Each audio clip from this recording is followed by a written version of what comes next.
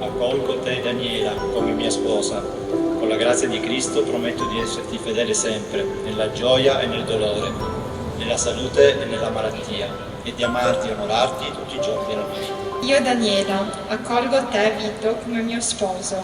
Con la grazia di Cristo prometto di esserti fedele sempre, nella gioia e nel dolore, nella salute e nella malattia, e di amarti e onorarti tutti i giorni della mia vita.